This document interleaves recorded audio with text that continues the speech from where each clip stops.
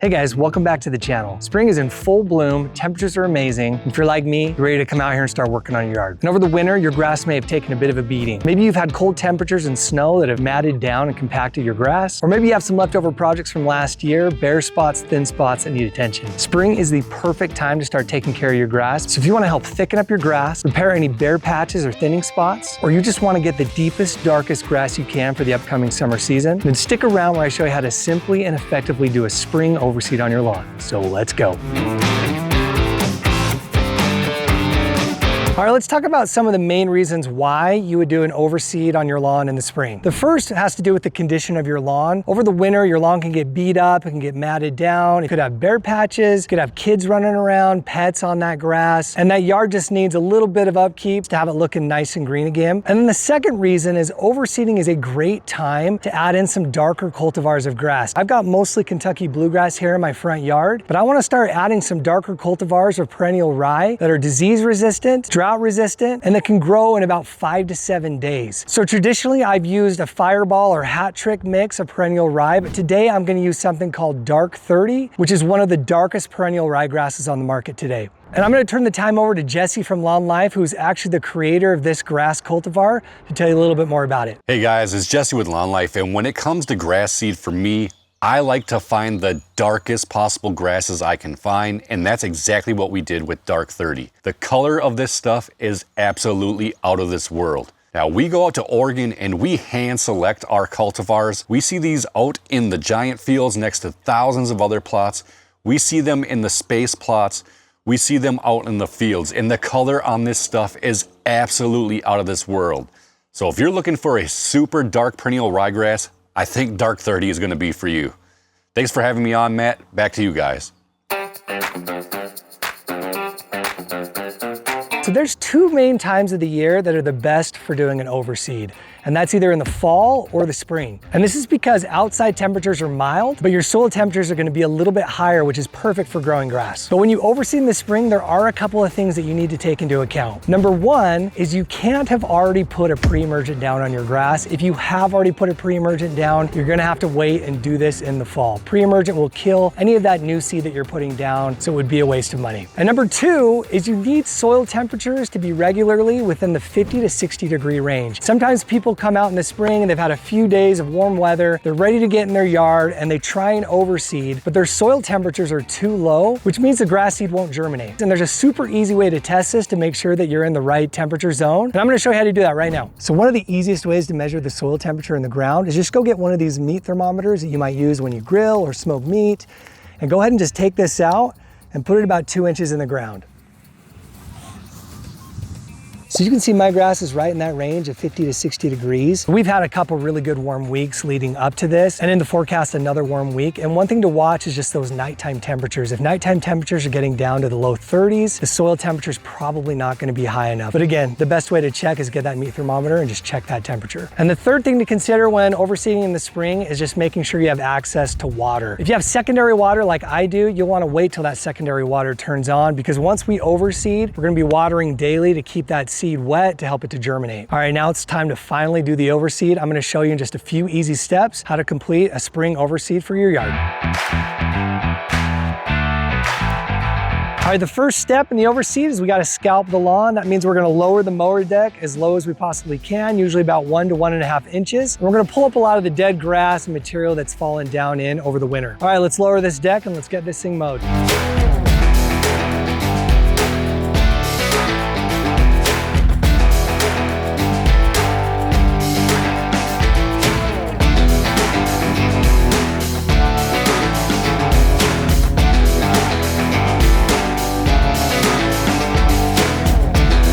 All right, we just finished scalping, and if you've ever scalped your yard, you know that it beats it up pretty good. You can kind of see over here where it was starting to get a little green. You can see all this yellow underneath. And so now we're getting lower to that thatch layer, and we're gonna clear out the grass and give this lawn some room to breathe, and also give it room for the seeds to grow. So one of the other reasons I like overseeding in the spring is because my grass doesn't look great right now. I can kind of do all this work and beat it up and nobody knows any difference. Now we're on to step 2, which is the Dethatch, Scarify, aerate portion of this project. We've just gone ahead and scalped the lawn and taken off that top layer of grass, but now we want to get deep into the thatch layer and pull out that dead material, that dead grass that has settled over the season. And the reason why we want to get all this dead thatch out is we want to create pockets so this grass can breathe, it can get oxygen, it can get nutrients. And we also want to create beds for that new grass seed to be able to grow and germinate. And the tool that we're going to use to do that is this Sunjoe Dethatcher and Scarifier. It's both a Dethatcher and Scarifier, so it has both attachments, but I've found that the Scarifier attachment kind of kills 2 birds with 1 stone. It'll pull up all the thatch, but it also will till up the soil to create those beds. So it kind of provides an aeration part as well as that dethatching. So let me show you what the Scarifier attachment looks like here on the bottom. It's got these nice strong metal spikes that are going to go in. It's going to help aerate and pull up the thatch. It's got some height settings right here that you can pick. I found that just going down to the lowest setting, I think it's -10 down here, gives me the best aeration that I can get. And I love this machine. It's super inexpensive. You can pick it up on Amazon. And for about the cost to rent an aerator, you can buy one of these and use it for any dethatching, aerating projects that you have. And I'll include a link in the description below for this product and any others that I use in this project. So what I'm gonna do when I Scarify, we're gonna go in one direction on the first pass, clean up all the thatch. Then we're gonna go the perpendicular direction on the second pass, clean it all up just to get really good coverage. And if you do use the Sunjoe and you have a corded unit, it's always best to start on the side where your cord is. Otherwise, you're gonna have to move the cord every single row that you go. So let's go get it done.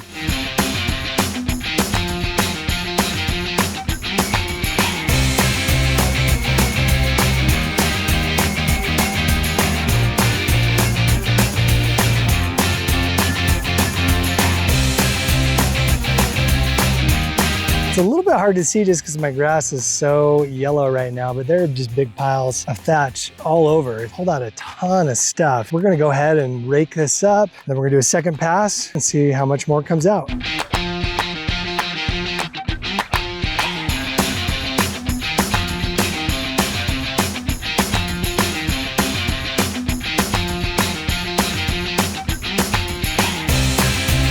All right, we're ready for our second pass. Remember, we're gonna change directions, so we're gonna go this way, perpendicular to what we did the first time. Let's see how much we pull up.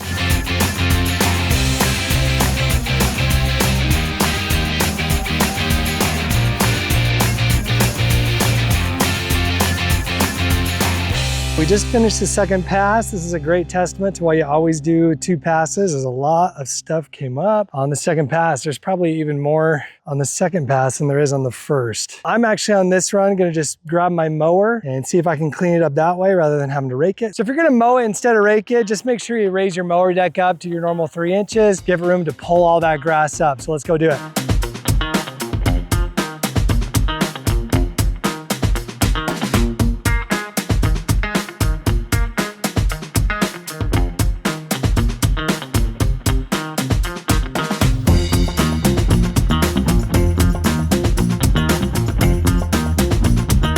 We finished cleaning up and I wanted to just show you real quick. Here's where you can see some of the lines where it's kind of tilled into the soil. Again, this is perfect. This is right where we want our seeds to go. To have really good seed to soil contact, Scarifying is the way to do it.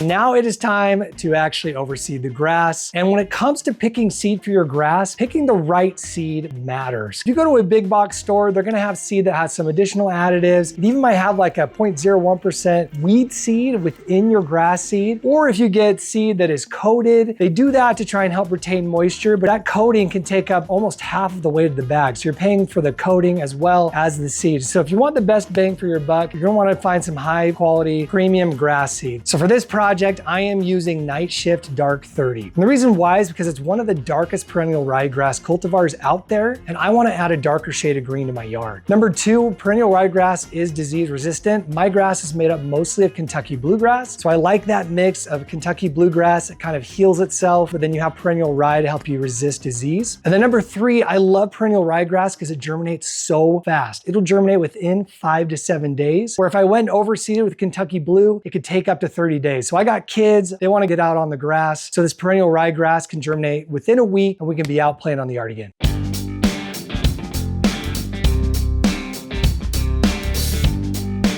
And And when it comes to the application rate, when you overseed your lawn, you're gonna use less seed than if you were just seeding a brand new lawn. So for the Nightshift Dark 30, it says 7 to 10 pounds if you're seeding a new lawn, but if you're overseeding, it's 5 to 7 pounds per 1,000 square feet of yard. So just make sure you know the square footage of your lawn and use that application rate of 5 to 7 pounds per 1,000 square feet. And then I'm also gonna be using a hand spreader. You could use a push spreader. I find that I get a little bit better coverage when I use a hand spreader. Also, I don't have a very big front yard, so this is gonna work perfect for me. All right, let's go do it.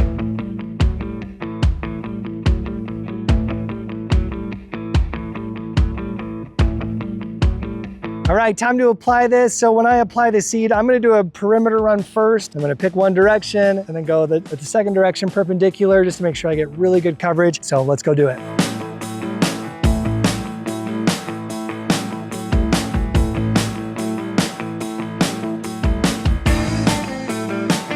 For any areas that are bare, like I've got right here, they ran some utilities through my yard and kind of tore it up, didn't fix it very good. Just use your hands and just kind of spread it over where you're gonna have a nice coverage on there that's a little bit heavier. And any spots that are kind of bare like that, you can put a little bit more in.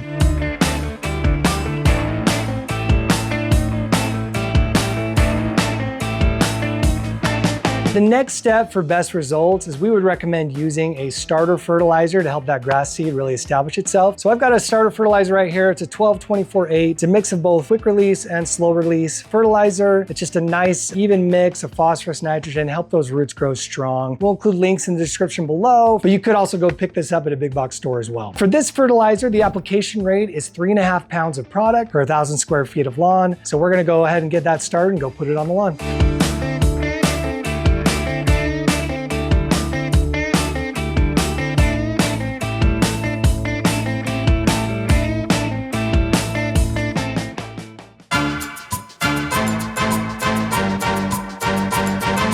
The next step is we need to make sure there is really good seed to soil contact. You want to make sure that seed makes impact with the dirt so it has access to those nutrients and that water to help it to grow. When you first put the seed down, a lot of times it gets stuck on the top of the blades of grass. So you need to make sure that you get that seed to fall down through the grass blades and get to the soil. And there's a couple main ways you can do this. One is you can just go out and kind of stomp on your yard. For instance, if you have any areas that are bare that you just put seed on, I would make sure to come over here and just stomp on it. Make sure there's really good seed to soil contact in those areas. For the rest of your yard, you could take a rake and kind of agitate the grass to help the seed to fall down, or you use something heavy to roll over it, like a yard barrel. Or today, we're actually gonna be using a peat moss spreader, and we're gonna be putting peat moss in there as well to apply some top dressing. The top dressing just helps the seed to retain moisture, protects it from birds or animals that might come and take the seed, just gives it its best chance of growing.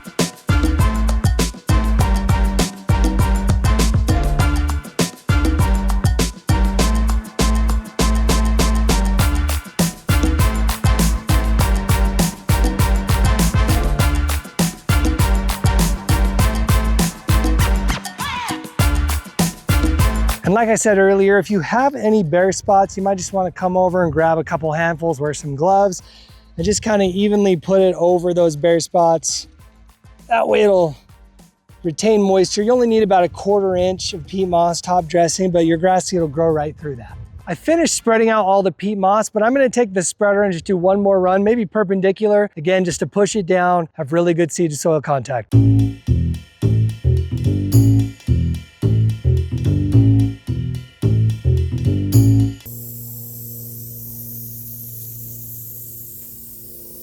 This brings us to our last and most important step. We gotta water this in. So for new seed to germinate, it needs to stay wet. So what you need to do is you need to water this grass every day. We'd recommend around 3 times a day, anywhere from 5 to 10 minutes of watering. Now, how much water you put on there depends on the output of your irrigation system. My sprinklers don't put out a ton of water. I'll probably water it closer to 7 to 10 minutes. Again, 3 times a day is what we'd recommend, typically sometime in the morning, around 7 or 8 a.m., around noon, and then maybe around 4 or 5 p.m. in the afternoon. All right, so I'm gonna go water this in. Then we're gonna come back in about 7 days and see how our new seed is germinating and see how we look.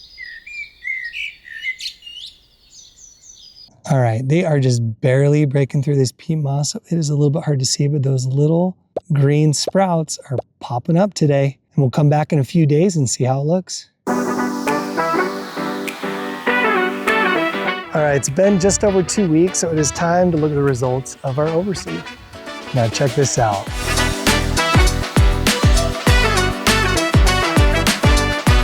The grass is looking really nice. It's getting really deep, dark green, but overall really thick, nice, even green up. I'm super happy with the results so far. I've got some areas where it grew in really lush and thick, and let me go show them to you real quick. Here's that main bare patch that I was working on.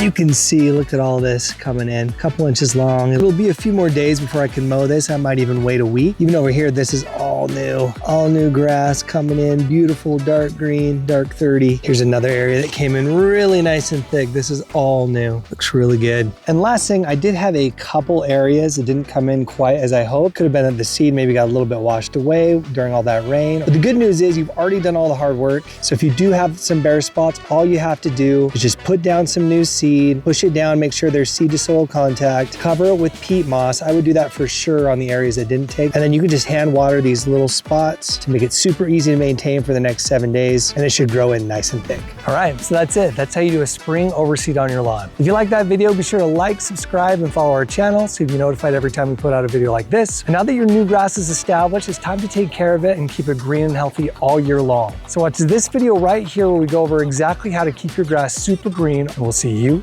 over there.